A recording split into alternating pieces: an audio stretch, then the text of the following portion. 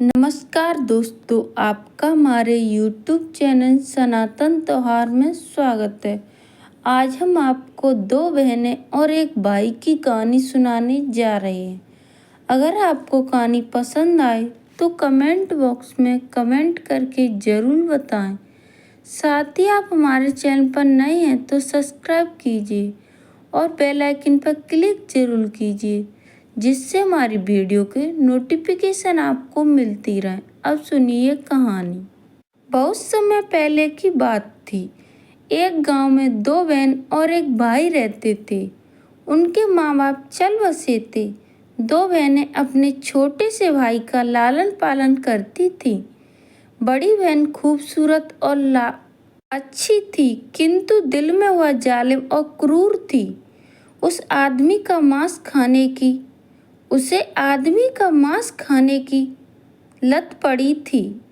ऐसा लगता था कि उसके शरीर में राक्षस छिपा हुआ हो। दूसरी बहन सहृदय और दयालु थी और बड़ी बहन का सम्मान तथा छोटे भाई का प्यार करती थी। वह अपने भाई को दिल का टुकड़ा और आंखों की पुतली समझती थी। छोटा भाई परवान चढ़ते हुए बहुत प्यारा और कोमल दिखाई देता था। उसे देखकर बड़ी बहन के मुंह में लार टपकती थी। वह उसे कच्चा खाने की ताक में थी। एक दिन बड़ी बहन ने अपनी छोटी बहन से बकरी चराने को कहा कि वह घर में ही ठहरते खाना पकाएगी और भाई की देखभाल करेगी। पर दूसरी बहन को बड़ी बहन की नीयत पर शक था। वह भाई को छोड़कर अकेले घर में कहीं नहीं जाएगी। उसने कहा, बहन जी, तुम पहले की तरह बकरी चराने जाएं। मैं घर पर आपके लिए बड़े कढ़ाई का पसंदीदा मांस पकाऊंगी। नाखुश होकर बड़ी बहन चली गई। दूसरी बहन ने बाड़े में से एक बकरी पकड़कर वध किया। बड़ी बहन के घर लौटते वक्त भाई को कहीं सुरक्षित छिपाया। बड़ी बहन के लौटने के बाद उसने पकाया मांस लाकर बड़ी बहन को खाने के लिए परोसा और कहा, खा जाएं। बहन जी, यह मांस भाई का है। यह सुनकर बड़ी बहन की बाँछें खिल उठी और हाथ पैर नाचने लगे। उसने चाव से मांस खाया, लेकिन खाने के बाद उसे मालूम हुआ कि यह मांस आदमी का नहीं है। फिर भी मुंह से एक शब्द भी नहीं निकाला। दूसरे दिन बड़ी बहन ने दूसरी बहन से चराने को भेजा। इस बार दूसरी बहन के पास ठहरने के लिए कोई बहाना नहीं रहा। विवश होकर छोटे भाई को छिपाने के बाद वह बाहर चली गई। शाम को दूसरी बहन जब घर लौटी, बड़ी बहन ने भाई की एक उंगली निकालकर उसे दे दी।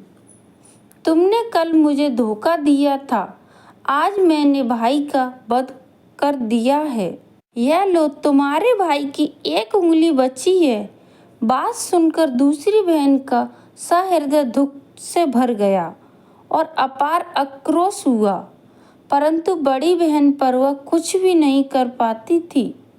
असीम पीड़ा सहते हुए वह बड़ी बहन दुख से रो रही थी और भाई की उंगली थामे पहाड़ के पास एक स्तूप बनाया और उंगली का स्तूप के अंदर रखी और उंगली को स्तूप के अंदर रखा और वह बार बार पूजा अर्चना करती रही और भाई की आत्मा के शांत होने की दुआ करती रही। दूसरे दिन दूसरी बहन बकरी चराने पहाड़ पर गई। वहां उसने पाया कि स्तूप एक छोटे मंदिर के रूप में बदल गया है। उसे बड़ा आश्चर्य हुआ। देखते देखते ही हवा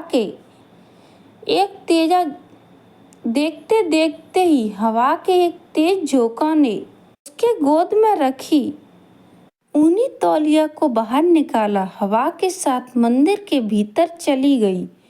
तौलिया का पीछा करते हुए दूसरी बहन भी मंदिर के अंदर गई। मंदिर में लाल पीला रंग का चौका पहने एक बिच्छू उसके आगे आया और उसने बहन को ठहरो रतन मणि और मोती जेवर भेंट किए। खूबसूरत खूबसूरत जेवर और आभूषण लेकर दूसरी बहन घर लौटी। उसके हाथ में उन सुंदर कीमती चीजें देखकर बड़ी बहन को बड़ा लालच हुआ। उसने ऐसी चीजों आने का रहस्य पूछा।